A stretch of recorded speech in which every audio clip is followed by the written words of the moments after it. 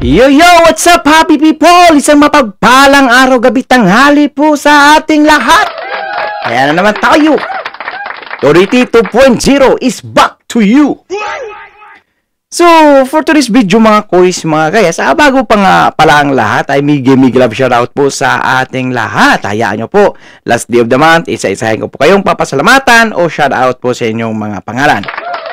Pero medyo nahiwagaan po ako sa isang interview ni Ate Hani Lacuna kay Ma'am Karen Davila sa tungkol po ng mga kutungan dyan sa mga NTPB. Mukhang, sabi kasi ng iba mga kois magayas, mukhang sangkot daw. Sinangkot daw si Yormisco Moreno, ha?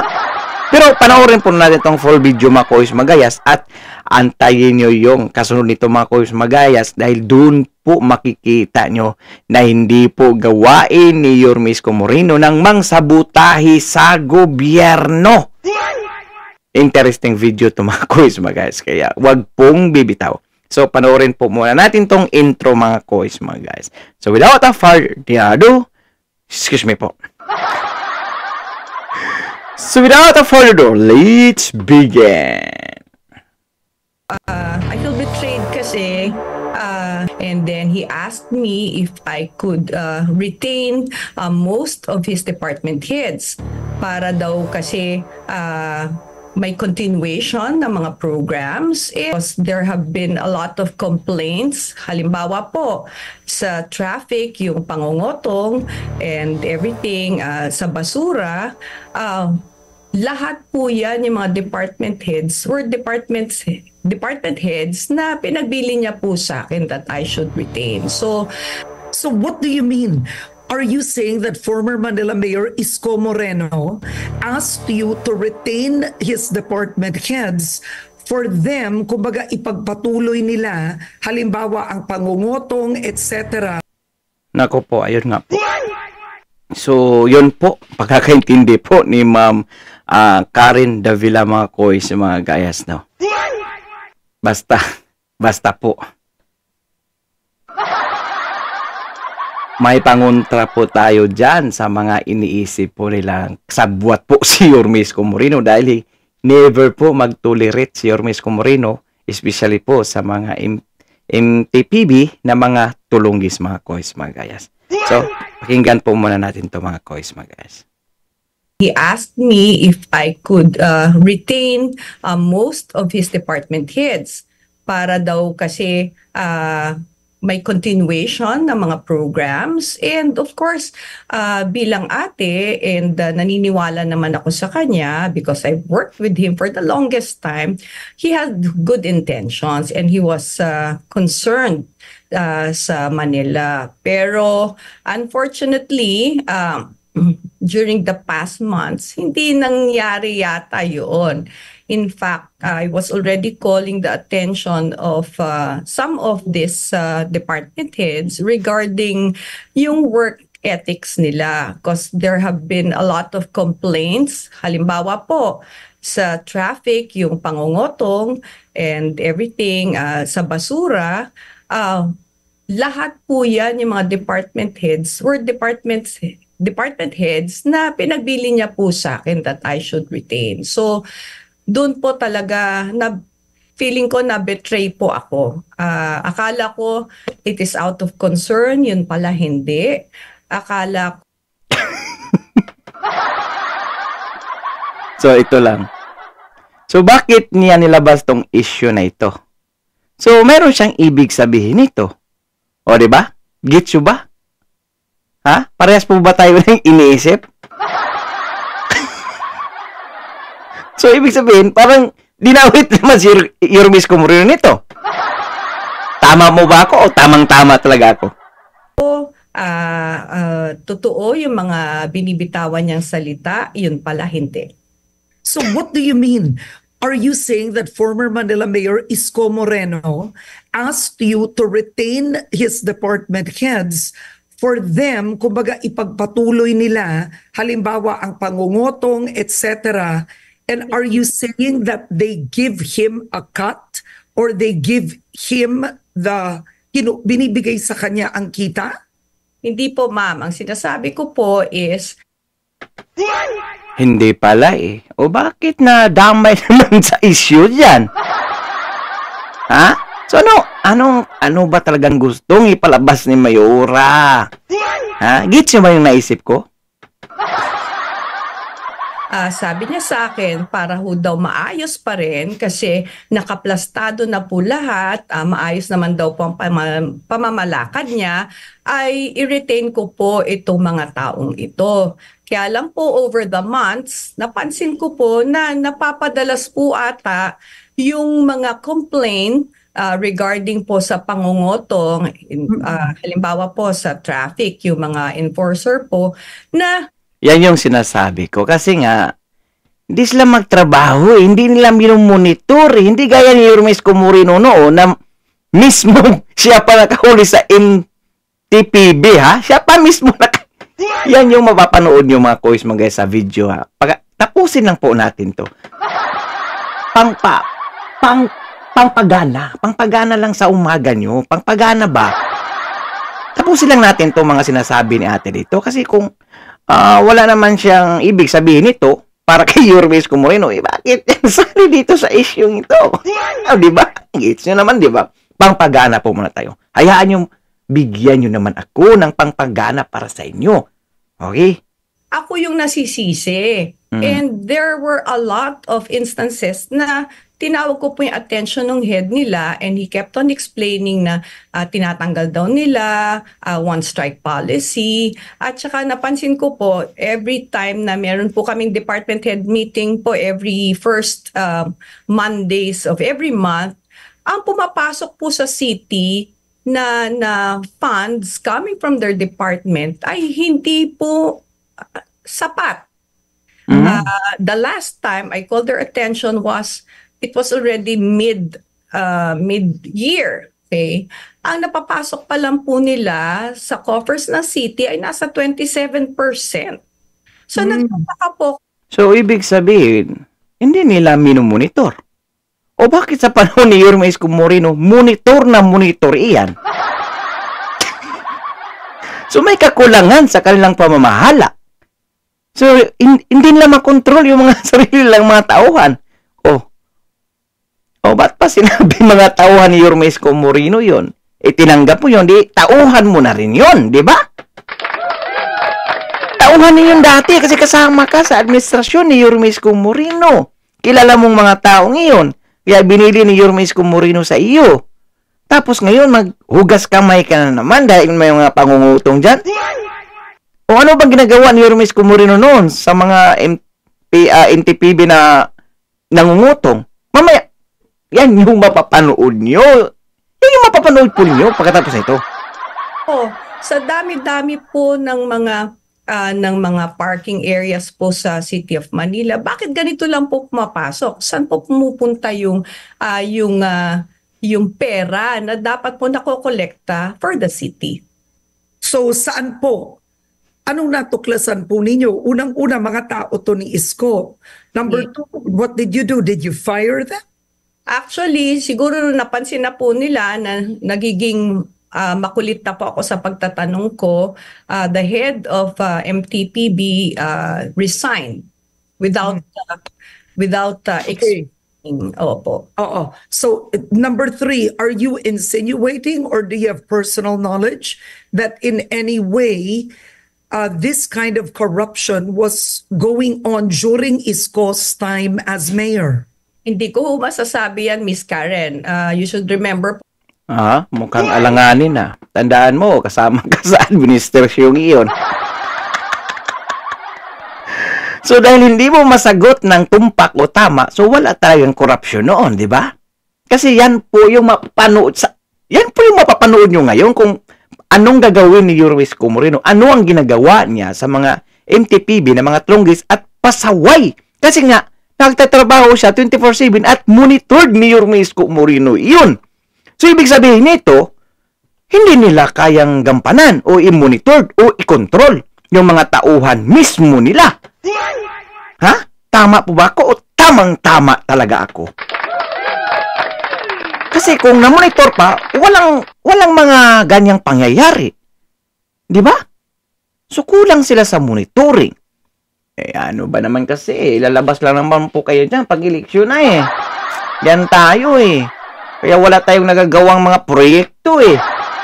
Kaya riskies tayo, panglima tayo eh. During the time of Mayor Isko, pandemic po yan eh. So, tahimik pong lahat, wala naman pong tao sa mga kalye natin. So, yun na nga po ang Okay. Pakipin. Pakipin ha. Tahimik po yan at walang lumalabas na tao. Pero sa video ito nito, ipakita ko sa panahon ni Yorme Isko Moreno. Bakit nakahuli si Yorme Isko Moreno? Kasi nga, kulang sila sa control, sa monitoring. Yun ang kulang eh. Kasi pag nagtatrabaho ka talaga ng kahit 8 oras lang, kahit hindi na 24/7 na gaya ni Yorme Isko Moreno, yung lang kailangan mong gampanan sa pamalaan na hinihingi nila na 8 hours. Kung nagtatrabaho ka ng 8 hours, mamumonitor mo iyon at alam mo ang problema. So, bakit ngayon lang? Ngayon lang. Di ba? Ngayon lang nila na monitor na wala palang pumapasok. Ayun na.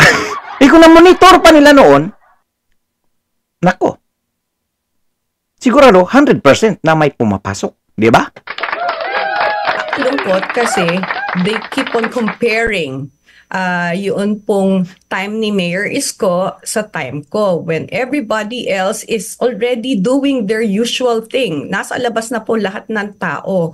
So, yung pre-pandemic na situation natin, bumabalik na po ngayon during... Oh, kita mo? Hulog sa bitag si Mayora.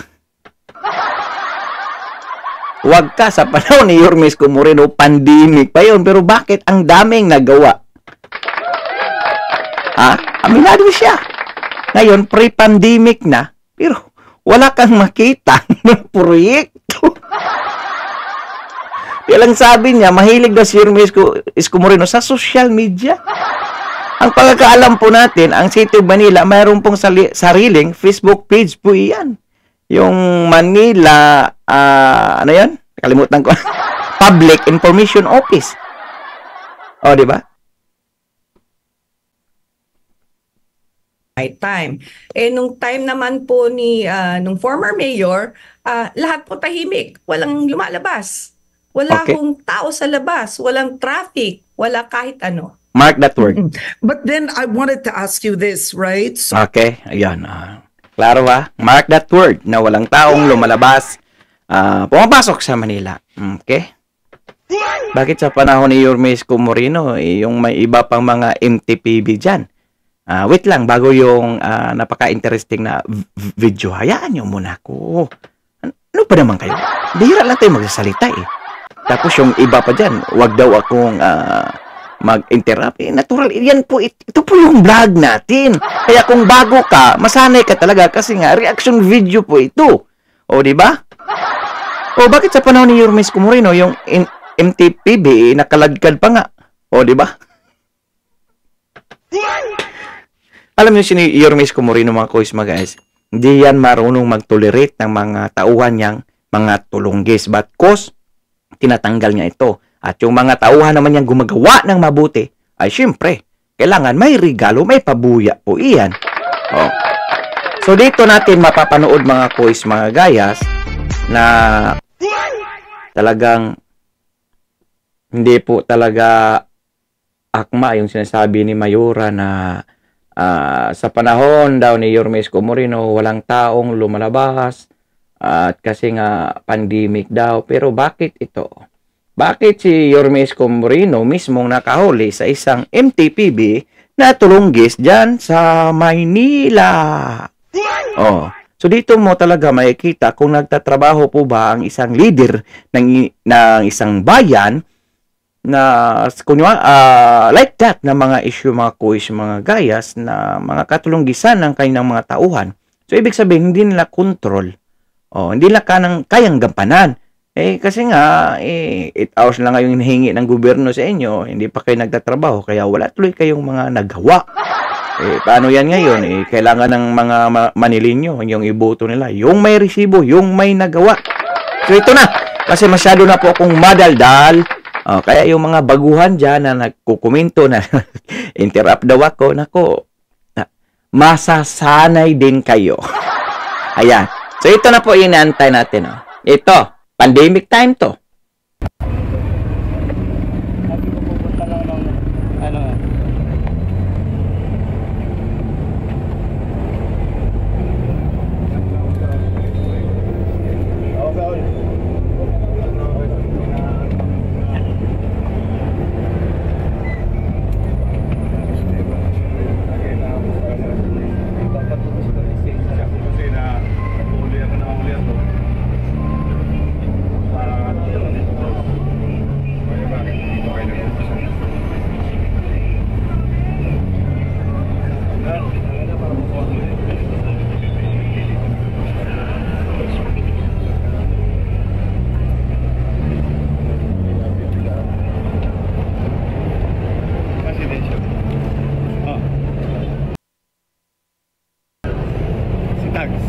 Sir.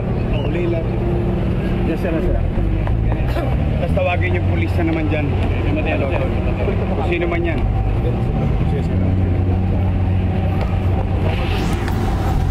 Bawal na parking. Bawal ito. Nakikipag-usap. Humingi raw ng tulong yung driver. Anong arigluhan dito? Wala po. Ano lang, sabi ko, doon na lang po siya pumunta ng sila po. Patulonggisin mo pa ako. Ba't lumikot na rito? Umikot yung mga bus? Opo, dito. Mapunta sa akin.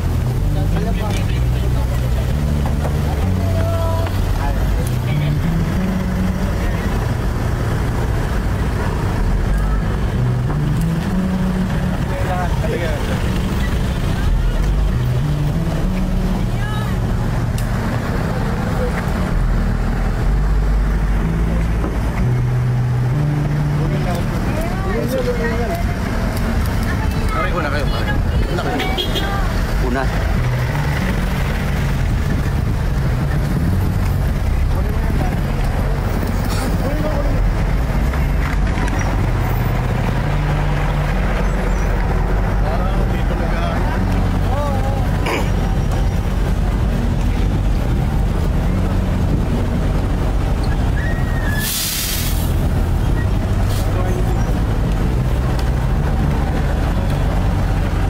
Anong ginagawa niyo? Anong ginagawa niyo?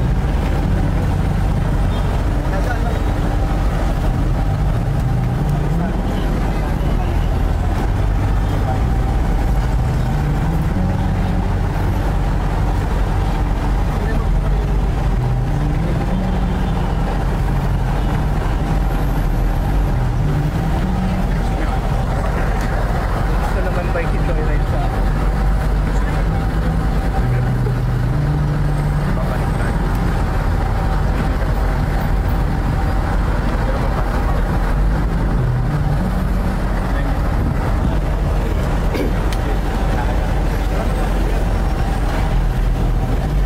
baka na si Pimatera. Sorry. Si Mayor, pinapangipinit po si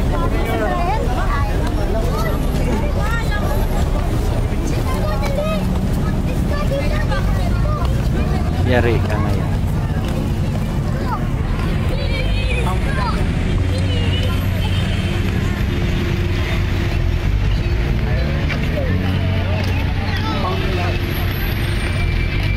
Sana yung ulit.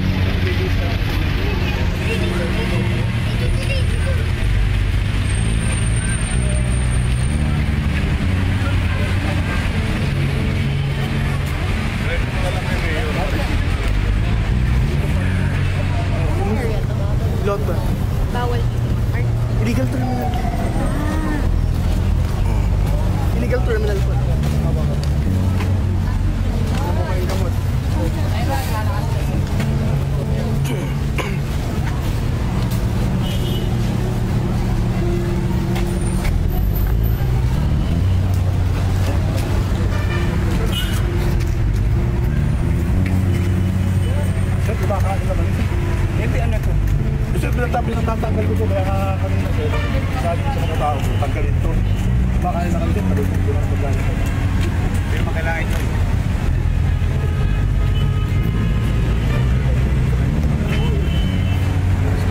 Nakuha na isang ano? Nakuha na ba yan? Yung bus. Ba't parang malis yung bus? Ba't malis yung bus? Uy! Ano ba lisensya? Hindi po sir. Malis yung bus. Ito malis yung bus. Calling yung MTPB. Ito rin yung bus. Yari ka ngayon, MTPB ka.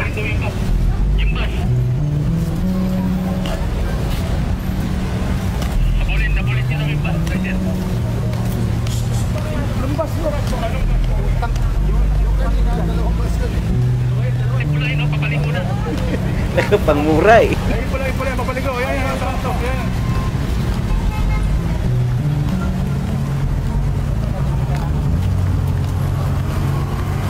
May mga effects po na.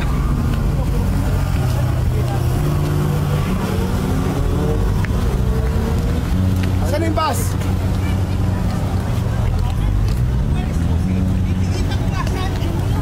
Ano? Anong titikita mo? Kanina ka pa nga nasa loob eh. Palis. Gagawa mo sa loob eh.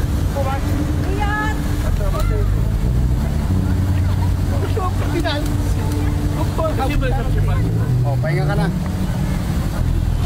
Pwede mo na itin ito. Pahinga na yan.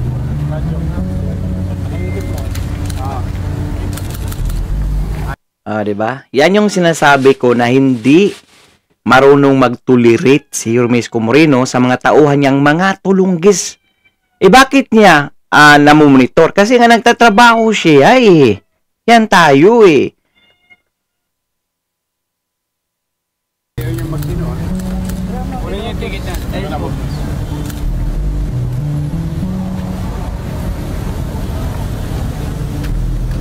Asan na yung bus? Nahabol nyo? Naharang boss, naharang na po. Ayun po, nakatambay na. Karegluhan kayo sa loob ng bus? Yung effective mo. Saglit lang ho, Nay. Magtatrabaho lang kami kasi natakbuhan na kami. 2 minutes, Nay. 2 minutes. 2 minutes na. Ay, sir, yung unang bus, ayun po lang yung natin ng bus. Stop.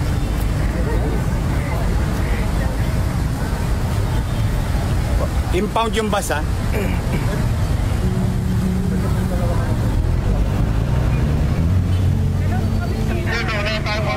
Ay, wala. Illegal terminal ulit. Yung phone ko, akin na. Sobrang linis. I-break ko to.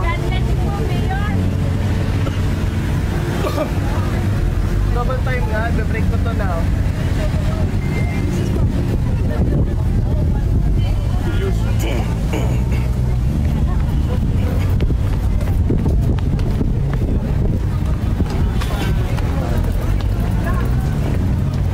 Thank you. Tag.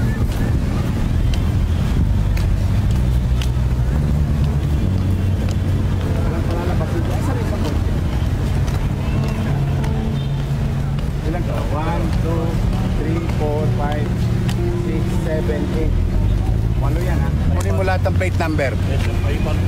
Impound lahat yan. Picture mo yung plate number.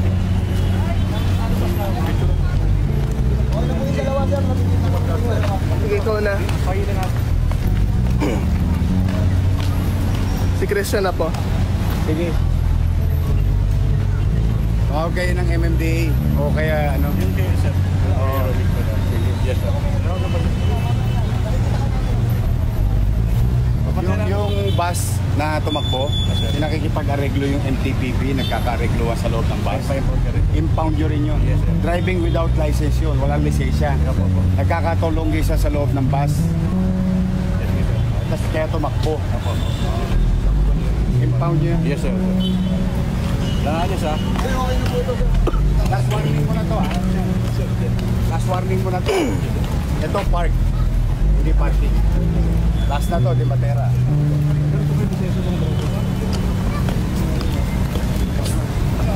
Sir Cesar, pakak po ng radyo. Driver.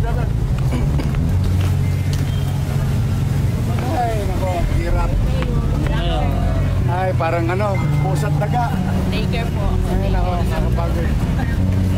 Siya nagpalis ng bus. Ha? Siya daw nagpalis ng bus. Sabi ng property nagpalis sa'yo? Ng bus driver. Sino nagpalis sa'yo? Sino nagpalis sa'yo? Okay, impound mo na. Pagpaselfie naman. Magsinungalingan pa kayo pare-pareho. Saan kayo nakakita? Arigluan ng lisensya sa loob ng bus. Ang lisensya mo nasa City Hall. Tapos sasabihin nyo, nag-uusap lang kayo. Ano ko to longest? Next time ha. Diretso lang, walang hinto ha. Okay, umuwi ka na, maghanap buhay ka na. Tuloy mo na yung hanap buhay mo. O yung bus nito, yung lisensya sir. Bigay mo. Wala mo siyang violation, sinabihan ko lang siya. Mag-ingat ka. Sumunod kayo sa alituntunin, makapaghahanap buhay kayo ng maayos. Wala kayong nilalabag na batas, hindi katulad nito. Paparada dyan. Pagka-terminal, alam nyo nang bawal ng terminal dito. Alam nyo nang net may ang gobyerno rito. O tapos sana areglo. Areglo yung lisensya mo sa loob ng bus. Kausap MTPB namin, ang opisina namin, City Hall. Hindi ako pinangalaman. Yorme, payo. Gusto naman sa atin. Yung officer niya, kuha ka ng red. Yorme, papaselfie mo na yun. Nakakain sila. Papayo na yan sila ngayon.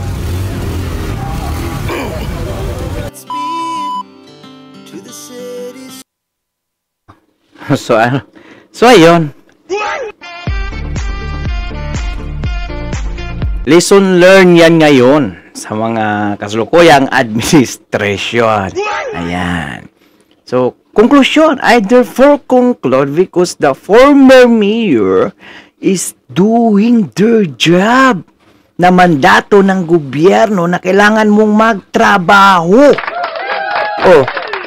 O sinong gumagawa ng mga katulunggisan ng mga MTPB kung namomonitor at nagtatrabaho yung mayor? Ha? Sino? O di ba wala? Mismo siya. Saksi siya. Kaya nga, yung mga katiwalian ng mga tauhan niya noon ay nahihilot. Kasi nga, nagtatrabaho, namomonitor niya palagi. Kaya, sa ngayon, dahil sa mga may issue naman na pangungutong, dahil mga tauhan ni Yorme Isko Moreno, which is tauhan nyo rin noon kasi kasama kayo, para bang sounds like na may alam si Yorme Isko Moreno sa mga katiwalian. So dito natin makita, malalaman na hindi po kinukusinti ni Yorme Isko Moreno yung mga masamang katulunggisang mga ginagawa ng mga trabahante ng gobyerno sa Manila na hindi tama, hindi po talaga tama na gawa lang sila ng mga kalukuhan habang yung leader o ama ng bayan ay nagtatrabaho ng tama. Dahil nga hindi sila nagtatrabaho ngayon ng tama, ayun.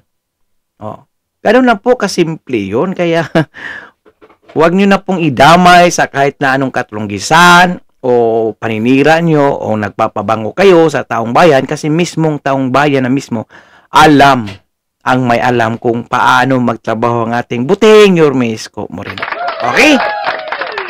Paki-comment ang iyong opinion, reaksyon sa comment section down below. At please naman po, please huwag po niyong kalimutan mag-like, shares, and subscribes at click the notification bell para updated po kayo sa lahat ng mga videos na i-upload natin. So for now, I'm God Manila. God first. God bless all. Peace. Bye-bye.